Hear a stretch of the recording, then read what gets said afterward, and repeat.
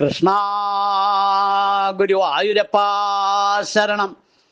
ഉച്ചപൂജ തൊഴുതെത്തിയിട്ടോ ഞാൻ നല്ല സന്തോഷത്തിലാണ്. ഇന്ന് പൊന്നു ഗുരുവായൂരപ്പന് ഉച്ചപൂജ കളഭാലങ്കാരം എല്ലാം ഭംഗിയായിട്ട് നടന്നു. ഇന്നത്തെ കളഭാലങ്കാരം കാണാൻ നല്ല കൗതുകമുണ്ട്. കുഞ്ഞിക്കാലുമല്ലതാ പൊൻതളകൾ ചാർത്തിയിട്ടുണ്ട്, പട്ടുകോണ കൊടുത്തിട്ടുണ്ട്, ഇങ്ങനെ കുമ്പേനോട് ഇങ്ങനെ പറ്റി കിടക്കുന്നുണ്ട്.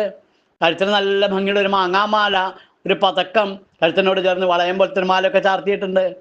കൈവളകള് തൊളുവളകളൊക്കെ ചാർത്തിയിട്ടുണ്ട്. ഇത് ചതുർബാഹുമായിട്ടാ പൊന്നുണ്ണിക്കണ്ണൻ നിൽക്കണത് കേട്ടോ.